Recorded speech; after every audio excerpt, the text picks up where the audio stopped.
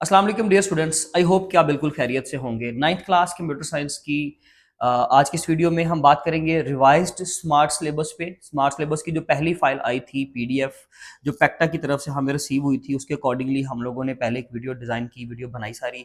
और उसके बाद अब जो है इन्होंने एक नया रिवाइज्ड प्लान भेजा है, जिसमें चंद एक चीज़ें क्योंकि कन्फ्लिक्ट में थी, चीज़ें कंफ्यूज कर रही थी बच्चों को।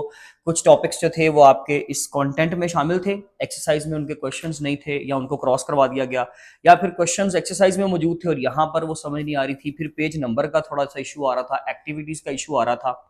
तो इस वजह से जो है वो रिवाइज सिलेबस भेजा गया है। चंद एक बातें जो बड़ी इंपॉर्टेंट है ना, पहले वो क्लियर कर लें कि जहां पर एक्टिविटी को प्रॉपरली लिखा जा रहा है। अक्सर बच्चे सवाल करते हैं कि एक्टिविटी में से सवाल आएगा।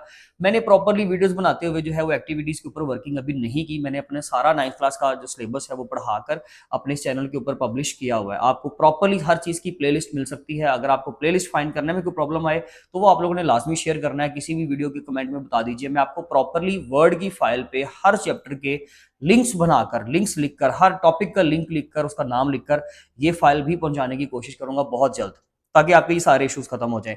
एक्टिविटी के ऊपर वर्किंग की गई है, यानी कि उसके बारे में बताया। फिर पेज नंबर को बड़ा अच्छे अंदाज से उन्होंने बताने की कोशिश की है। इसका मतलब ये है सारा कंटेंट बड़ा इंपॉर्टेंट है। मैंने अपनी पिछली वीडियो में भी ये बात नहीं की थी कि हमने सारा काम एक्सरसाइज में से ही करना है, क्योंकि ये थोड़ा सा एम्बिगुअस था। बहुत आसान पेपर बनेगा अगर ऐसा होता है तो, इसलिए इन्होंने ये चीज चेंज भी कर दी, जो कि स्टूडेंट्स के लिए मे भी एक बैड न्यूज भी हो सकती है। लेकिन मेरे ख्याल से ये एक अच्छा स्टेप है, क्योंकि हमें एंटायर चैप्टर की जब तैयारी की है तो हमारा सारी बुक में से ही पेपर आना चाहिए। बीइंग अ टीचर मेरी यही रिकमेंडेशंस हैं, और ये एक बड़ा अच्छा जो है वो रिवाइज्ड प्लान है। उसको दोबारा डिस्कस कर लेते हैं जिन चैप्टर्स के अंदर चेंजिंग्स हुई हैं। चैप्टर नंबर 1 में एक चेंज आया सबसे पहले तो। बाकी सारा आपका पिछला जो एएलपी का अगर आपके पास फाइल है आप वो यूज कर लें, ये वाली यूज कर लो, लेकिन जहां पर चेंजिंग्स आई हैं वो आपको लाजमी तौर पे हम दिखा देते हैं। जैसे कि वो टॉपिक्स आपको स्क्रीन पर शो हो जाएंगे। एक चीज याद रखिएगा कि वो जो टॉपिक शो होंगे वो एक्सक्लूडेड है। यहां पर फाइल को समझना ही सबसे बड़ी आर्ट है। एक तो ऊपर प्रॉपरली नोट लिखा हुआ है। अगर आप सिर्फ कंप्यूटर पोर्शन की बात करें, ऊपर टॉप पे आ रहा है जी Punjab Education Curriculum Training and Assessment Authority, यानी कि पैक्टा। उसके बाद smart syllabus accelerated learning programmes ALP for computer science and entrepreneurship 9, यानी कि 9th क्लास के लिए रिवाइज्ड। ये हेडिंग आपको नजर आ रही होगी। जो रिवाइज्ड सिलेबस है उसके डिस्क्रिप्शन बॉक्स में मैंने लिंक भी उसका ऐड कर दिया फाइल का।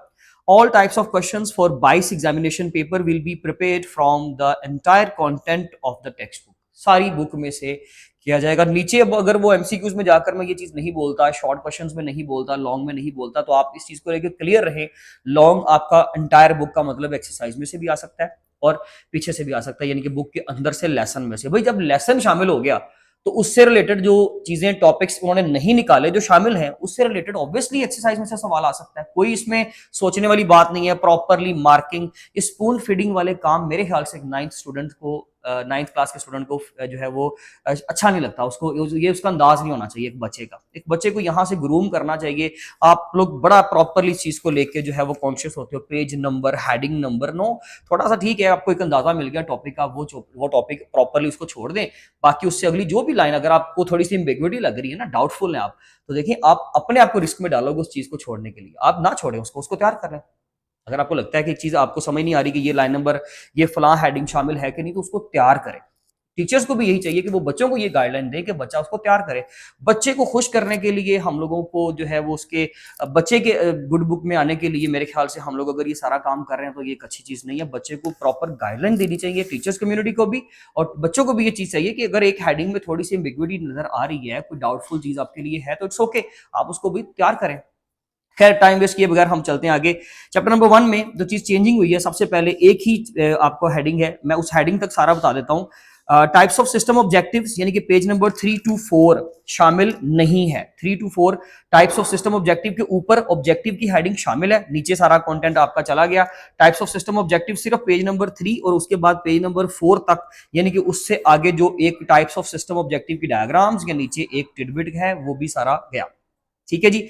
उसके बाद स्टैटिस्टिक वर्सेस डायनामिक सिस्टम्स, तो इसके लिए हमारा एनवायरनमेंट की हेडिंग शामिल होगी डेफिनेटली सारी। उसके नीचे स्टैटिक वर्सेस डायनामिक, ये हेडिंग आपका जो है वहां से एक्सक्लूड कर जाएगा, यानी कि पेज नंबर 5 पर है। पेज नंबर 5 लिखने से मुराद ये नहीं है कि जी कम्युनिकेशन भी निकाल देंगे, डिटर्मिनिस्टिक वर्सेस नॉन डिटर्मिनिस्टिक भी निकाल देंगे, नो, सिर्फ हम वही हेडिंग छोड़ेंगे जो उन्होंने वहां पे मेंशन की है। 7 पेज नंबर बताया आपकी आसानी के लिए। इसके अलावा both activities page number 6, both activities page number 6। मैं बोल के बता देता हूँ, स्क्रीन पे शो करवाने से ये अच्छा है कि आपको यहाँ पे समझ आ जाए। पेज नंबर 6 पे आ रहा है जी, बोथ एक्टिविटीज पेज नंबर 6 पे। तो आपकी जो एक्टिविटी है क्लासरूम डिस्कशन जो है, objective to introduce the concept of systems, ये भी गया, और नीचे to apply the principle of system design, ये भी गई। यानी कि ये आपका 2 एक्टिविटीज की बात हो रही है, उसके ऊपर जो हेडिंग आ रही है वो हमें तैयार करनी है। बाकी आपका सारा पिछले सिलेबस की तरह ही है। इसके अलावा एक चेंजिंग आई है एक्सरसाइज के क्वेश्चन में, और वो चेंजिंग क्या है जी कि आपने शॉर्ट क्वेश्चन का एक्सरसाइज में से जो शॉर्ट क्वेश्चन नंबर आपका 2 होगा, अब वो भी जो है यहां से तैयार नहीं करेंगे। पहले ये चीज शामिल थी, अब आपका जो differentiate between natural and artificial systems है, ये वाली हेडिंग भी आपकी यहां से माइनस होगी। ये हेडिंग अब हम तैयार नहीं करेंगे। चैप्टर नंबर 2 में कोई चेंजिंग नहीं है, चैप्टर नंबर 3 में कोई चेंजिंग नहीं है। चेंजिंग से मुराद ये कि आपने सिलेबस एक्सक्लूड करवाया है, लेकिन जो आपको पहले एएलपी की फाइल मिली है उसके अकॉर्डिंगली अब जो चेंजिंग है इसके अलावा वो है चैप्टर नंबर 8 पे। बाकी कोई चीज नहीं बदली। हम चलते हैं चैप्टर नंबर 8 पे, HTML CSS वाले पे, और यहां पर क्या चीजें बदली हैं जी मैं आपको बताता हूं। देखें, history of HTML page number 155 पे नहीं है, तो पेज नंबर 155 पे हिस्ट्री हमने निकाल दी। HTML 1.0 2.0 ये सारे उसके जो डिफरेंट वर्जन आए थे हमने निकाल दिए। फिर styling background page number 163 to 164, ये चीज हमने शामिल नहीं करनी। तो स्टाइलिंग बैकग्राउंड में ये पेज नंबर 163 से स्टार्ट हो रहा है और 164 तक जा रहा है, ये सारा हमने निकाल देना है। यानी कि ये आपका बैकग्राउंड्स फॉर वेब पेजेस के वर्ड तक, लफ्ज तक हम लोगों ने ये सारा निकाल दिया। ठीक हो गया। उसके बाद आ गया जी हम हेडिंग नंबर पेज नंबर 165 पर, जहां पर लिखा हुआ है पोजीशनिंग, पेज नंबर 165। पोजीशनिंग का आपने जो सेक्शन है वो निकाल देना है। आपका CSS flexbox, CSS grid, ये चीजें आपकी शामिल रहेंगी। ठीक हो गया। उसमें से पोजीशनिंग जो है वो आप निकाल दें, बाकी सारी हेडिंग्स आपकी शामिल हैं। इसके अलावा बाकी कोई चेंजिंग नहीं है, जो पिछली सिलेबस में था, पिछली एलपी की फाइल में था, यहाँ पर भी सारा सेम है।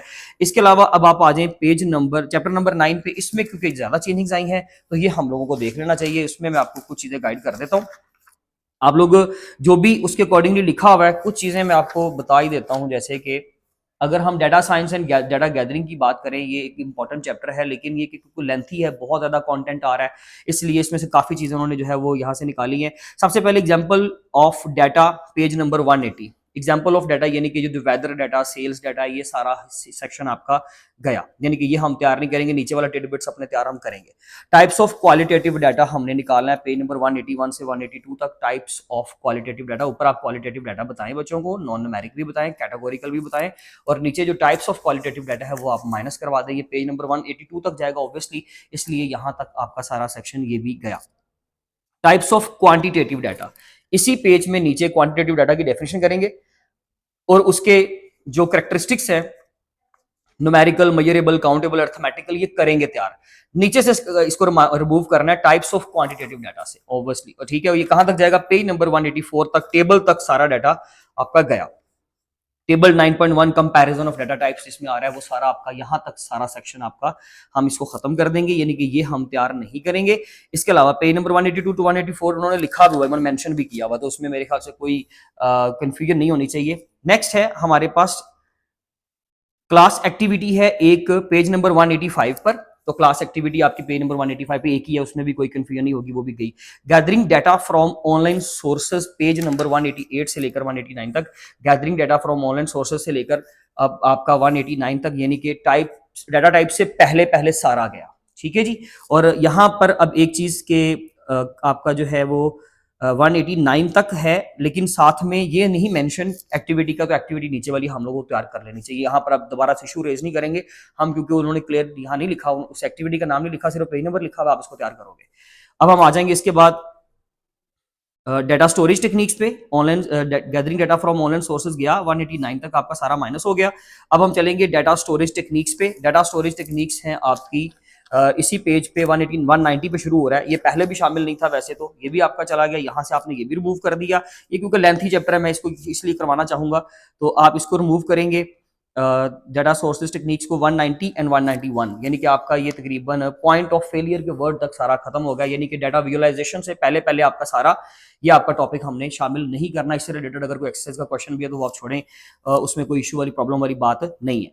नेक्स्ट आता है जी हमारे पास विजुअलाइजिंग डिफरेंट डाटा टाइप्स। तो वो अगले ही पेज पे डाटा विजुअलाइजेशन है, लेकिन विजुअलाइजेशन की जो डिफरेंट डाटा टाइप्स हैं वो 192 से स्टार्ट होके अगले पेज 193 तक जा रहा है, तो वो भी आपका यहाँ से हमने रिमूव कर दिया। स्टैटिस्टिकल एनालिसिस जो है वो हम लोगों को तैयार नहीं करने, तो जो स्टैटिस्टिकल एनालिसिस है ये पेज नंबर 195 और 196 पे मिलेंगे। तो स्टैटिस्टिकल एनालिसिस में आ जाएगा आपका मेजर ऑफ सेंटर, ये आप जिसमें मीन, मीडियन और मोड वगैरह था, और मेजर ऑफ स्प्रेड ये भी गया, यानी कि ये आपका जहां पे लिखा हुआ deviation is √4 is equal to 2, यहां तक आपका सारा टॉपिक इसको माइनस कर दिया, रिमूव कर दिया गया, ये आप तैयार नहीं करोगे। Methods for analysing the qualitative data, तो मेथड्स नहीं करेंगे, इसका मतलब है सिर्फ डेफिनेशन की हद तक आप उसको बता दें बच्चों को, बाकी आपने इसको रिमूव कर देना है। तो डेफिनेटली ये जाएगा जी आपके पेज नंबर 196 पे ही है सारा कंटेंट इसका। उसके बाद मेथड्स फॉर 196 के बाद क्लास एक्टिविटी पेज नंबर 197 पर ये भी आपकी रिमूव हो गई। फिर कोलैबोरेटिव ऑथरिंग है पेज नंबर 198 से लेकर कोलैबोरेटिव ऑथरिंग 9.8.4 आर्टिकल है आपका, ये इंट्रोडक्शन टू डाटा साइंस से पहले टॉपिक से सारा आपको इसको भी रिमूव कर देंगे। डाटा साइंस वर्क फ्लो है पेज नंबर 200 पे, आपने ये भी माइनस करना है, यानी कि हम इंट्रोडक्शन टू डाटा साइंस करेंगे, अंडरस्टैंडिंग की हेडिंग भी करेंगे, और interdisciplinary nature of data science वो भी तैयार करेंगे। डाटा साइंस का वर्क फ्लो 9.9.3 आर्टिकल जो है वो हम तैयार नहीं करेंगे। उसके बाद क्लास एक्टिविटी है पेज नंबर 201 पे, क्लास एक्टिविटी 201 पे उसको रिमूव कर देंगे। और फिर इसके अलावा नीचे आ जाएगा big data and its application, तो इसके लिए big data and its application page number 201 से लेकर 206 तक सारा आपका खत्म, ये टॉपिक आप तैयारी नहीं करोगे, यानी कि इसके अलावा सिर्फ एक लास्ट एक्टिविटी बचती है, क्योंकि उसके बारे में मेंशन नहीं है तो हम वो तैयार करेंगे। इससे पहले जो है आपका पॉसिबिलिटीज फॉर द फ्यूचर, ये आखिरी वर्ड है, डिड यू नो का बॉक्स आपको तैयार कर लेना चाहिए। बाकी एक्सरसाइज की क्वेश्चन आपके जैसे पिछली फाइल में थे सारे के सारे वैसे ही हैं, सिर्फ एक लॉन्ग क्वेश्चन जो है इस चैप्टर का वो अब रिवाइज्ड सिलेबस में उसको भी निकाला गया है, जो क्वेश्चन नंबर था आपका लॉन्ग में 9। जैसे कि हम इसमें कौन कौन सा लॉन्ग तैयार नहीं करेंगे, क्वेश्चन नंबर 3 तैयार नहीं होगा, फिर इसके अलावा क्वेश्चन नंबर 3 to 5 आपके जो लॉन्ग क्वेश्चन है वो तैयार नहीं होंगे, 3, 4 और 5 गया। उसके बाद हम लोग 7 नहीं तैयार करेंगे, 7 भी तैयार नहीं करेंगे, 6 करेंगे, ऑब्वियसली 6 को तैयार किया जाएगा। फिर 7 तैयार करेंगे, 3 to थोड़ा सा मिक्स हो गया, इसके लिए सॉरी। लॉन्ग क्वेश्चन में हम लोगों ने 3 और 5 और 7 नहीं करना, 4 करेंगे, 3 नहीं करना, 5 नहीं करना, 7 नहीं करना, 8 क्वेश्चन तैयार नहीं करना, 9 भी तैयार नहीं करेंगे, और हम लोग 10 तैयार नहीं करेंगे। ठीक है जी, आप इसको चेक कर लीजिएगा, पिछली एलपी के साथ इसको जो है वो टैली कीजिएगा। 9th लॉन्ग जो है discuss the importance and benefits of data visualisation and so on, ये हम तैयार नहीं करेंगे। उसके बाद जो आपका पेज चैप्टर नंबर 10 है उसमें पेज नंबर 216 पर एक कंफ्यूजन था, तो उसको रिमूव किया गया है। जैसे कि 216 पे आ रहा है जी rule based algorithm page number 216, तो हम लोगों ने ये तैयार नहीं करनी, इसका मतलब है टाइप्स ऑफ एआई एल्गोरिदम तैयार करेंगे, लीनियर रिग्रेशन भी तैयार करेंगे, उसमें से रूल बेस्ड सिस्टम्स की जो हेडिंग है वो हम लोगों ने रिमूव कर दी है। बाकी पिछले सिलेबस की तरह ही और भी बहुत कुछ निकला, लेकिन ये जो है वो रिवाइज्ड होकर जो आया वो मैंने आपको बता दिया। बाकी क्वेश्चन चैप्टर नंबर 11 में जो है पेज नंबर हम जाएंगे 233 पे, बाकी सारा पिछली फाइल की तरह 233 पे थोड़ी सी चेंजिंग्स आई हैं वो आप लोग देखेंगे।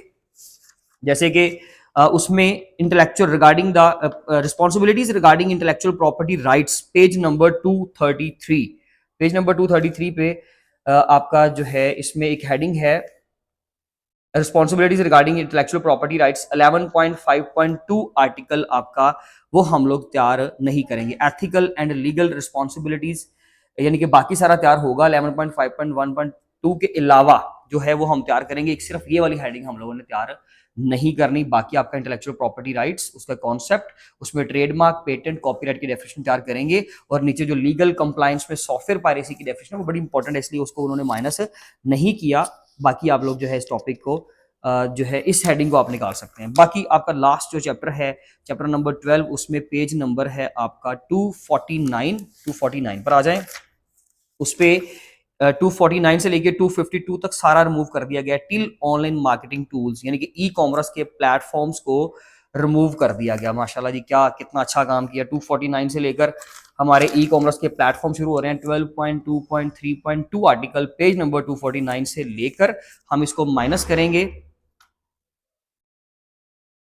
पेज नंबर 252 तक, तो 252 तक आपका सारा गया, जहां पे प्रॉपर लिखा हुआ है टिल ऑनलाइन मार्केटिंग टूल्स, यानी कि नीचे ई कॉमर्स प्लेटफॉर्म जो है वो आपके शामिल होंगे। ठीक है जी, इससे ऊपर ऊपर जो है फिगर 12.11 हूटसुइट की एक फिगर है वो वहां तक आपने इसको रिमूव कर देना है।